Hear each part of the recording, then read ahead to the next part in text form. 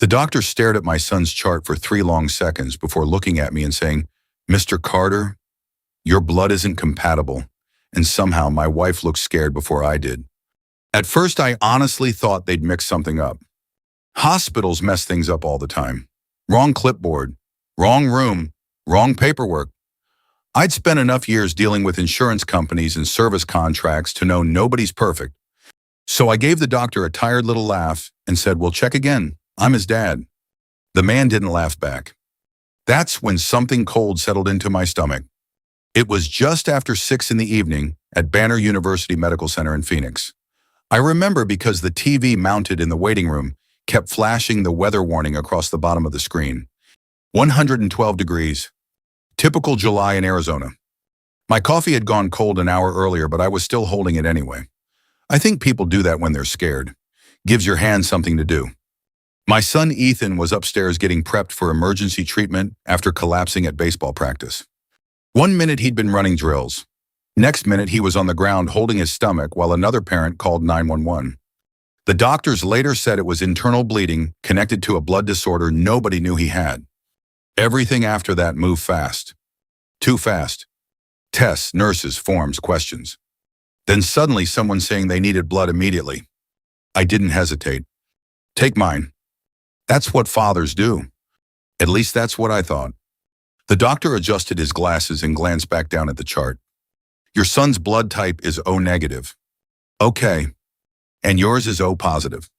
I shrugged a little. "So." He spoke carefully the way people do when they don't want to start a fire in a room full of gasoline. O negative patients can only safely receive O negative blood. I stared at him for a second. Then another. I remember hearing the ice machine buzzing somewhere down the hall. "That's rare, right?" I asked. "It's uncommon." Before I could say anything else, Lena suddenly stood up from the plastic waiting room chair beside me. "I'm calling Mark." Just like that. No discussion, no hesitation. She already had her phone in her hand. Now listen, at that moment I didn't think affair, I didn't think betrayal. My son was upstairs connected to machines. But something about the speed of it bothered me. "Why Mark?" I asked. "He's O negative," she said quickly. I blinked. "How do you know that?" She froze for maybe half a second, then said family reunion blood drive, years ago. Maybe she'd told me before. Maybe she hadn't. I honestly couldn't remember. My older brother Mark had always been around, always involved. He was the dependable one growing up, the guy who could rebuild a transmission in his driveway while drinking a Coors Light. I owned a small HVAC company. Mark worked commercial construction management. Different world, same city. And he'd always been good to Ethan. Too good, maybe. But I didn't think that then. I was just scared. I sat back down and rubbed my face with both hands. My wedding ring scraped against my cheek. The doctor cleared his throat gently. "One biological parent usually carries the Rh negative factor." Usually, I repeated, "Yes, but not always." He paused. "Genetics can be complicated." That sentence would replay in my head for weeks. Genetics can be complicated. At the time, it sounded comforting. Later, it sounded like a warning. About 40 minutes passed before Mark showed up. Fast. Too fast for Phoenix traffic at rush hour.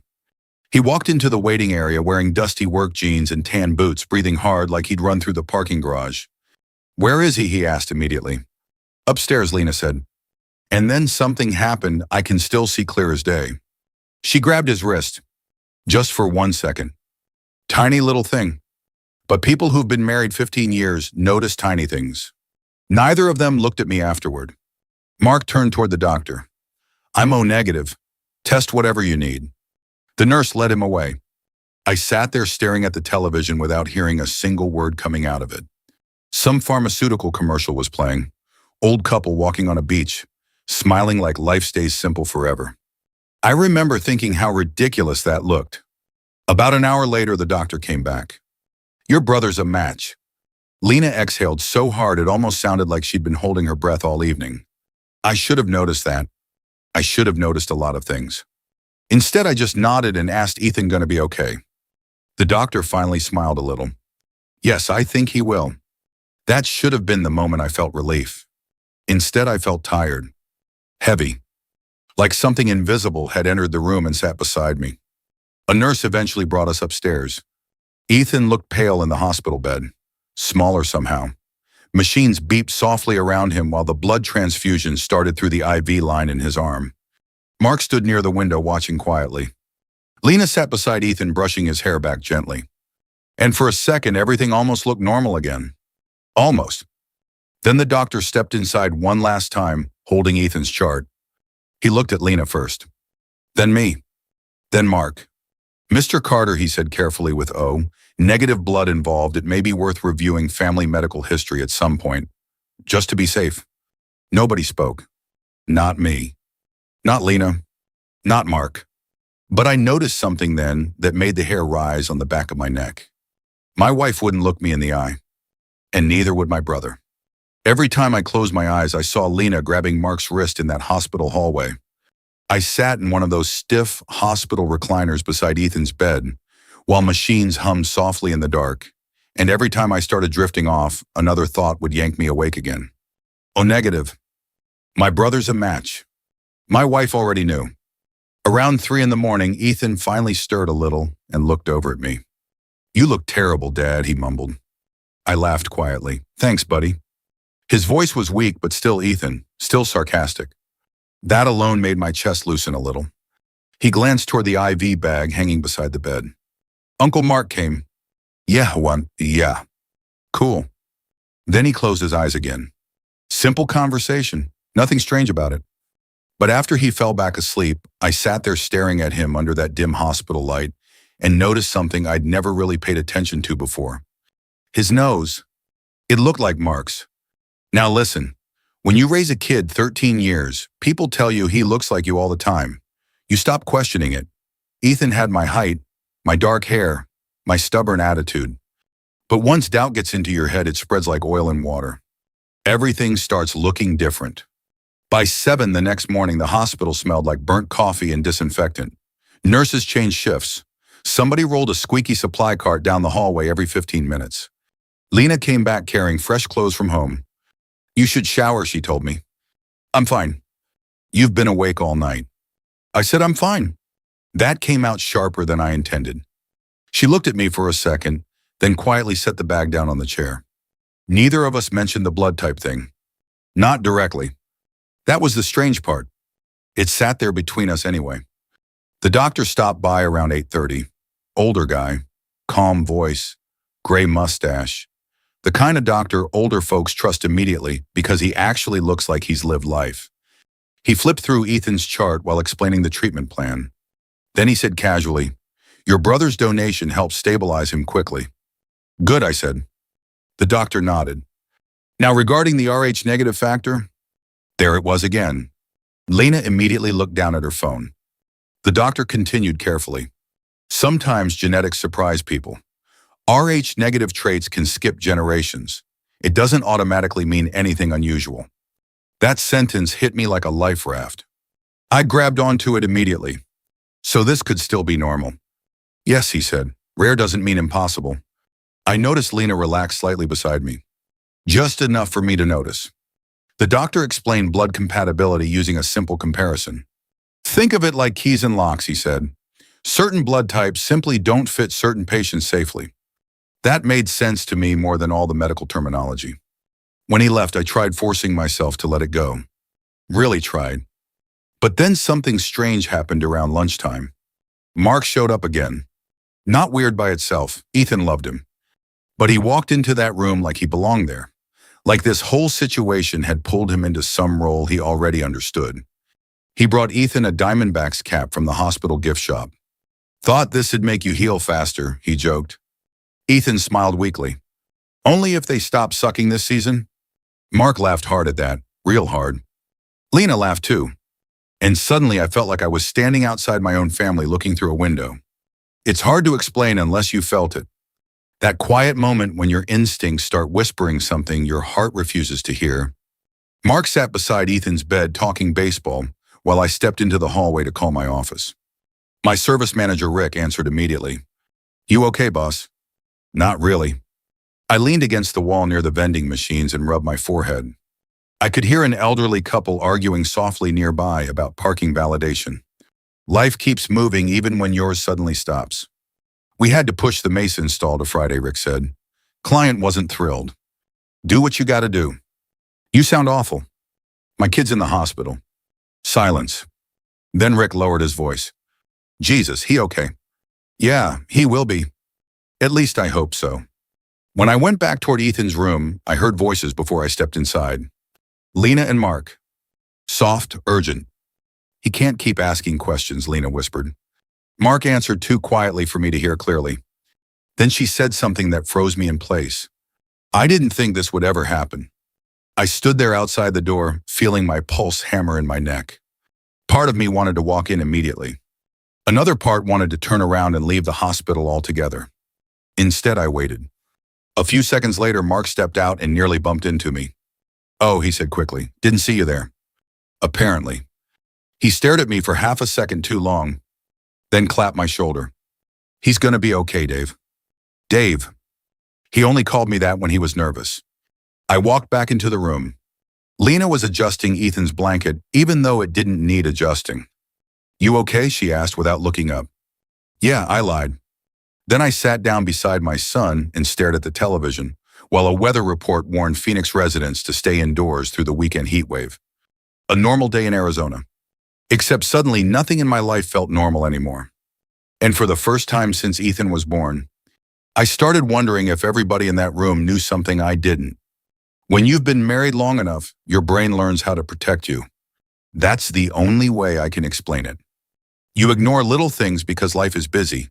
Bills need paying, roofs leak, air conditioners die in the middle of July when it's 115 outside and customers start acting like you personally invented heat. You don't stop to analyze every glance or every strange moment. You trust the people you love because the alternative is exhausting. That's what I kept telling myself during Ethan's third day in the hospital. I was sitting beside his bed while he watched SportsCenter with the volume too loud, laughing at highlights like nothing had happened. Kids recover fast. Adults don't. You okay, Dad? He asked suddenly.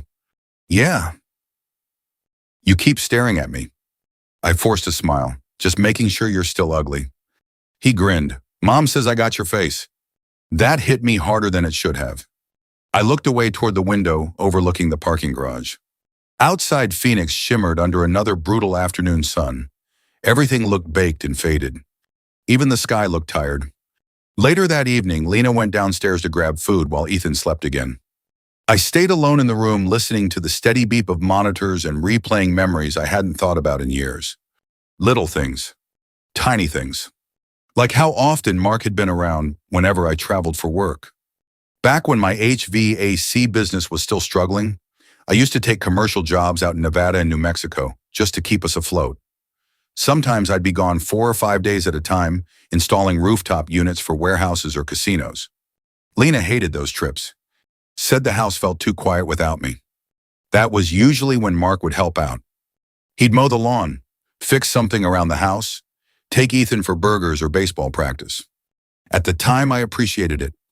Hell, I bragged about it. Not everybody gets a brother you can count on, I used to tell people. I almost laugh thinking about that now. Around 8 that night, I went home for the first real shower I'd taken in days. The house felt strange the second I walked inside. Quiet in the wrong way. You ever walk into a church after everybody leaves, that kind of silence? I opened the fridge and found half a meatloaf Lena made earlier that week. I stood there eating it cold over the sink like some divorced guy in a commercial. Then I noticed Ethan's old photo box sitting on the laundry room shelf. Lena had probably been organizing before all this happened. I don't know why I opened it. Maybe because I needed proof my brain was lying to me. There were hundreds of pictures in there. Little League games, Christmas mornings, camping trips up near Flagstaff, Ethan missing his front teeth at age 7, normal family stuff. Then I found one photo that made my stomach tighten. It was taken in our backyard when Ethan was maybe 2 or 3 years old. Lena sat in a patio chair holding Ethan in her lap, while Mark crouched beside them, smiling. Nothing inappropriate, nothing obvious. But the way he looked at Ethan, I'd seen that look before. I'd seen fathers look at their kids that way. Pride, ownership, love. The kind you don't fake. I sat down slowly at the kitchen table, staring at that picture while the air conditioner kicked on overhead. And for the first time in my life, I honestly wondered if I'd been the dumbest man in Arizona. That thought hurt more than anger did, because anger gives you energy. Humiliation just hollows you out. I called my old family doctor the next morning. Dr. Feldman had delivered Ethan 13 years earlier. Retired now, but still doing limited office hours. When I explained the blood type situation, he stayed quiet for a second. Then said carefully, "David, genetics can surprise people sometimes. Can two O positive parents have an O negative kid? Rarely, yes, if recessive traits are involved." That word again. Rarely. Nobody would give me a straight answer. And honestly, maybe I didn't want one yet. I drove back toward the hospital through downtown Phoenix traffic with the radio off. My truck rattled every time I hit a pothole, a sea barely keeping up against the heat outside. At a stoplight, I suddenly remembered something Ethan said a few years back after one of Mark's softball games. "Uncle Mark says I swing just like him." At the time, we all laughed. Now the memory made me grip the steering wheel harder. By the time I reached the hospital garage, my chest felt tight enough to crack ribs. I sat in the truck for almost 10 minutes before going upstairs. And when I finally walked into Ethan's room, I froze. Mark was teaching Ethan how to shuffle cards. The exact same card trick Mark taught me when I was 12 years old. Ethan laughed after getting it wrong. Mark ruffled his hair automatically. Natural. Comfortable. Easy. Like they'd been doing this forever. Neither of them noticed me standing there at first. And in that moment, something happened that scared me more than the DNA question. For one split second, they looked like father and son. I hated myself for thinking it. But once a thought gets inside you, it doesn't politely leave. It starts unpacking boxes. That night, while Lena slept curled awkwardly in the hospital recliner, I sat awake beside the dark window and made a decision I prayed I'd regret. I was going to order a DNA test. Not because I wanted the truth. Because deep down, I already knew something was terribly wrong. I ordered the DNA test from my truck parked outside a Circle K at 1:30 in the morning. That's how low and pathetic the whole thing felt. Not in some detective office. Not with dramatic music playing in the background. Just me sitting under a flickering parking lot light while some teenager inside stocked hot dog rollers. I almost didn't go through with it. Twice. The website asked for payment information, and I just stared at the screen thinking, what kind of man does this to his own family? Then another thought answered right back. What kind of family makes a man need to? I clicked submit before I could talk myself out of it. The next few days were miserable. Not loud miserable, quiet miserable. The kind where every normal interaction suddenly feels fake. Ethan was improving fast. Doctors expected him home by the weekend. He spent most of his time complaining about hospital food and trying to convince nurses to sneak him extra pudding cups. Part of me loved hearing that because it meant he was still himself. The other part kept watching him too closely, listening too carefully, looking for pieces of Mark inside him. And I hated myself for it. Lena noticed something was wrong with me, obviously. After 15 years, spouses can sense mood changes like dogs smell rain.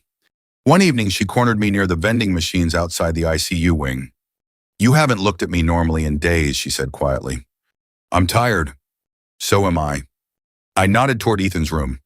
"Kid almost died. We're all tired." That should have ended the conversation. Instead, she crossed her arms and studied my face carefully. "You think something's wrong?" Not a question. A statement. I shrugged. Should I? Her eyes watered instantly. That caught me off guard. Because guilty people in movies always act cold or defensive. Real people don't. Real people look hurt, confused, scared. That's what made everything harder. Lena lowered her voice. "David, whatever's going on in your head right now, please don't destroy this family over assumptions." My stomach dropped. Assumptions. Not you're crazy. Not nothing happened. Assumptions. Before I could answer, Mark appeared at the end of the hallway carrying coffees. Perfect timing. Almost too perfect. "There you two are," he said. I swear I almost hit him right there. Not because I had proof. Because suddenly I couldn't stand the sight of him anymore. Instead, I took the coffee and forced myself to say thanks. That night, I drove aimlessly around Phoenix for nearly 3 hours instead of going home. Past strip malls, gas stations, closed diners, old neighborhoods where palm trees leaned over cracked sidewalks. I ended up outside St. Mary's Catholic Church near downtown sometime after midnight. Now, I'm not some deeply religious guy. I go to church on Christmas, Easter sometimes, funerals. That's about it. But I sat in that empty parking lot with the engine off and honestly prayed harder than I had since my father died. Please let me be wrong. That was it. Not please save my marriage. Not please punish them. Just let me be wrong. A week later, Ethan finally came home. The house should have felt happy again. Instead, it felt crowded with tension nobody acknowledged. Mark still stopped by constantly. Too constantly. One afternoon, he brought Ethan a new baseball glove. Little upgrade gift, he said. Ethan lit up like Christmas morning. Seriously. Mark grinned. You'll pay me back by batting over .300 someday. Then Lena kissed Mark lightly on the cheek before carrying drinks outside. Tiny gesture. Probably harmless in another life. But my chest tightened so hard I had to leave the room. That night, after everyone went to bed, I sat alone at the kitchen table staring at unpaid invoices from my HVAC business, while the ceiling fan clicked overhead. My lawyer consultation bill sat beside them. Yeah, I'd already talked to one. Not because I was certain. Because I was preparing for impact. The DNA results arrived the next afternoon. I couldn't open them at home. Couldn't do it near Ethan. So I drove to a diner off Interstate 17, where truckers stop for pie and coffee. I parked way out near the edge of the lot and just sat there holding the envelope. 10 seconds. 30 seconds, maybe a full minute. My hands were shaking so badly the paper rattled. I remember watching an older couple walk slowly into the diner holding hands. Simple little moment. And I thought, God, I used to think that'd be us someday. Then I opened the envelope. The words blurred at first. I had to read it twice. Probability of paternity 0%. Not low. Not uncertain. 0. I didn't cry immediately. Honestly, my brain just stopped working for a second. Then suddenly I was outside the truck throwing up onto the asphalt beside my own front tire, while cars rolled past on the interstate behind me. A waitress from the diner came outside asking if I needed help. I waved her off. Couldn't speak. I sat back inside the truck afterward with tears finally coming, but they didn't feel dramatic. Just exhausted. Like my body had finally realized something my heart had been fighting for days. When I got home, Lena and Ethan were watching television together in the living room. Normal. Comfortable. Ethan laughed at some dumb commercial while Lena folded laundry. I stood there looking at them and felt like a ghost in my own house. Then my eyes drifted toward a framed school picture sitting on the shelf. Ethan at age 10. Same crooked smile Mark had in his high school football photo. Same eyes, too. How had I never seen it before? Or maybe I had. Maybe love just blinded me to it. That night, lying awake beside Lena while she slept inches away from me, I stared into the darkness and realized something awful. The blood test didn't destroy my life. It just revealed what had already been there for 13 years. And the next thing I did would decide whether I stayed broken, or finally made them face what they'd done. I didn't confront them right away. That surprises people when I tell this story. Most folks think betrayal turns you into some screaming maniac throwing plates across the kitchen. It didn't happen like that. Honestly, after the DNA results, I got quieter, calmer, and that scared Lena more than yelling ever would have. For almost 2 weeks, I acted normal. I went to work, fixed air conditioners, paid invoices, picked Ethan up from follow-up appointments, smiled when neighbors waved. Inside, I felt like somebody had replaced my organs with concrete. I spent those 2 weeks thinking about revenge. Not violent revenge. Real revenge. The kind where people have to sit still and look directly at what they've done. So I planned a Sunday barbecue. Nothing unusual about that in our family. We'd done it 100 times over the years. I invited Mark, Lena, my younger sister Karen, my mother Ethan. Just immediate family. The whole week leading up to it, Phoenix stayed brutally hot, 113 every afternoon, the kind of heat that makes your steering wheel feel radioactive. Sunday evening finally came with one of those orange Arizona sunsets that make everything look almost beautiful enough to forgive. Almost. I cleaned the grill slowly while country music played softly through the patio speaker. Burgers, hot dogs, potato salad from Fry's, cheap beer in a cooler. Normal. That was important to me. I wanted the night to feel painfully normal. Mark arrived first carrying a peach cobbler from some bakery Lena liked. "Thought I'd contribute," he said casually. I looked him straight in the eyes for the first time in days. "You always do." Something flickered across his face. Just for a second. Then Karen arrived with Mom. My mother was 80 years old by then. Small woman, sharp tongue, still drove herself despite all of us telling her not to. She hugged Ethan immediately. "My handsome boy," she said. Then she looked at me. "You look awful." "Good to see you too, Mom." The backyard slowly filled with ordinary sounds. Silverware clinking. Ice dropping into cups. Karen laughing too loudly at one of Ethan's jokes. And the entire time I watched Lena and Mark carefully. Not flirting. Not touching. Honestly, if I hadn't known already, I probably never would have suspected a thing. That somehow made it worse. Because it meant they'd gotten very good at lying. Dinner started normally enough. Mom complained about property taxes. Karen complained about gas prices. Ethan talked baseball nonstop. I barely spoke. Finally, Karen looked at me and said, "You gonna sit there acting weird all night?" Lena froze slightly beside me. Mark took a sip of beer without looking up. And I realized it was time. I set my fork down carefully. "You know I said quietly funny thing about blood." Nobody moved. I looked directly at Mark. Eventually it tells the truth. The entire table went silent. Even the cicadas outside sounded louder suddenly. Lena whispered my name immediately. "David." I ignored her. Instead, I reached beside my chair and picked up a manila folder. Thick one. I laid it gently on the patio table. No dramatic slam, no yelling. Just paper against wood. Mark went pale the second he saw it. That told me everything. Karen frowned. "What's going on?" I opened the folder and pulled out the DNA results first. Then Ethan's blood work. Then the doctor's notes. My mother adjusted her glasses slowly. "What is this?" I looked at Mark. "You want to explain why my son has your blood type?" Nobody answered. Ethan looked confused. Lena started crying instantly.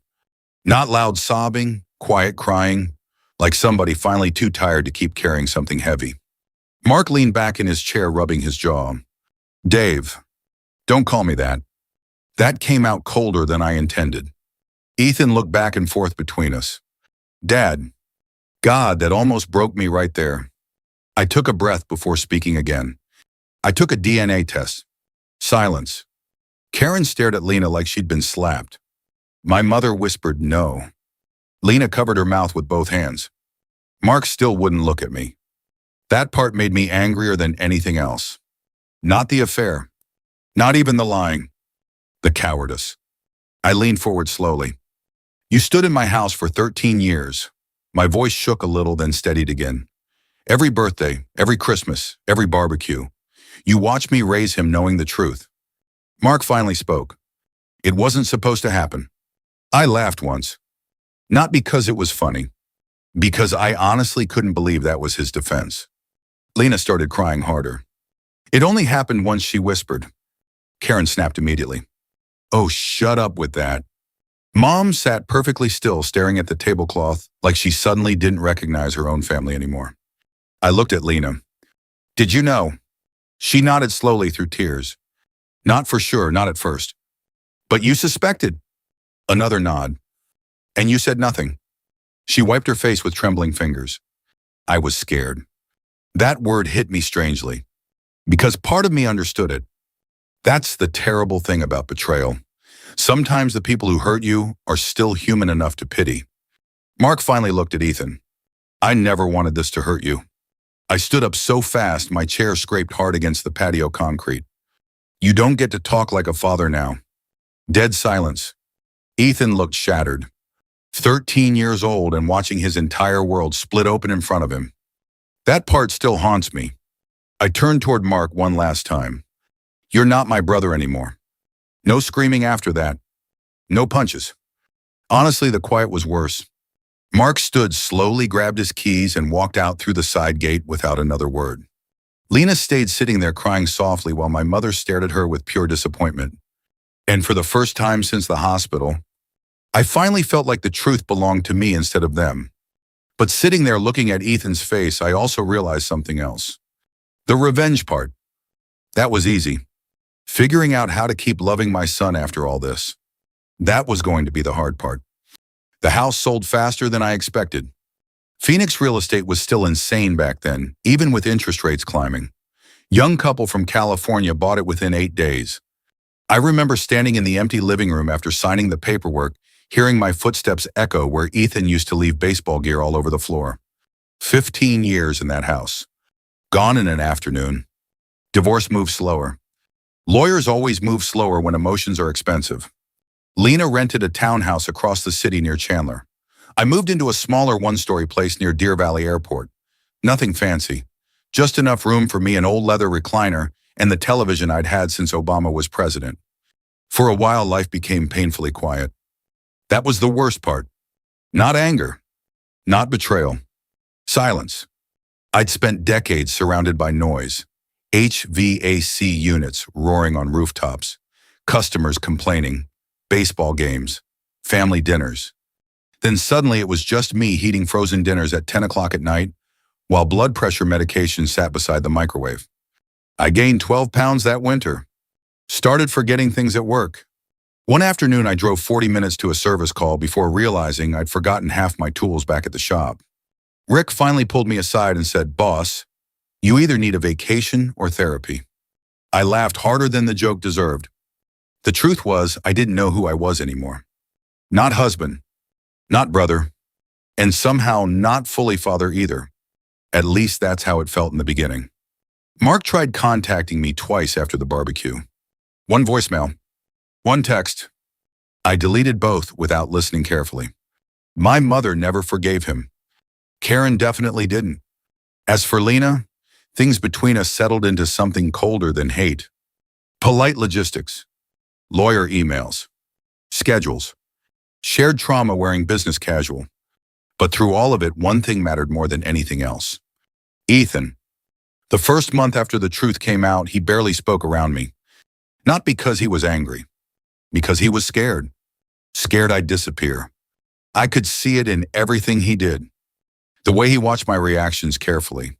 The hesitation before calling me dad sometimes. The constant apologizing over tiny things. That destroyed me more than the affair ever did. One Saturday afternoon, about 6 months later, Ethan came over to my new place for the weekend. By then, baseball season had started again. He walked inside carrying his duffel bag and looked around awkwardly. "You finally hung pictures up," he said, trying to look emotionally stable. That got a small laugh out of him. Good enough. The house still smelled faintly like fresh paint because I'd spent weeks fixing the place up myself. New cabinets, new flooring, kept my hands busy. Men my age do that when life falls apart.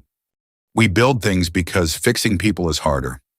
That evening, we grilled burgers out back while planes passed overhead from the airport nearby. For a while, we just talked baseball. Normal stuff. His batting average. School. One of his teachers who apparently smelled like tuna fish every day. Then eventually the conversation slowed. Ethan stared down at his paper plate for a long time before speaking again. "Can I ask you something?" "Always."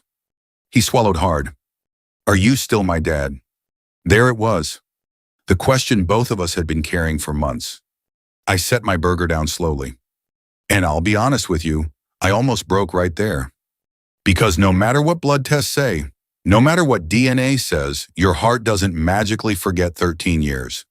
I remembered teaching him to ride a bike in our old cul-de-sac. Holding his hand during his first day of kindergarten. Sleeping beside his bed when he had pneumonia at age 6.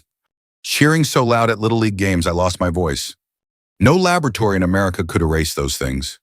I looked him straight in the eyes. "Blood didn't make me your dad," I said quietly. 13 years did. Ethan started crying immediately. Teenagers try not to cry in front of people, especially boys. But once it started, he couldn't stop. So I walked over and hugged him.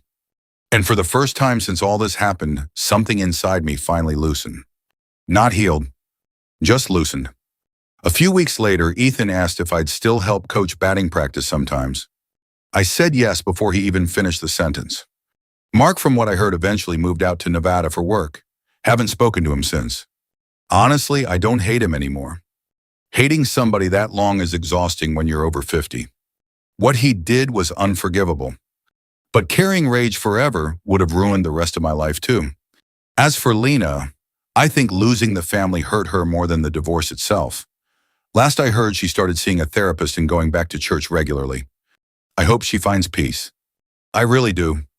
Because after everything, bitterness starts feeling like another prison. These days, my life is smaller. Quieter too. But it's honest. Ethan still comes over most weekends. We watch baseball, eat terrible diner food, complain about gas prices like every other middle-aged man in Arizona. Sometimes that's enough. Funny thing is, the blood test I thought would destroy me ended up teaching me something I probably should have understood years earlier. Being a father isn't biology. It's showing up. Again and again. Even after your heart gets broken. If somebody you trusted ever shattered your world, I hope you remember this pain changes you, but it doesn't have to empty you. And if you still choose love after all that, you're stronger than most people realize.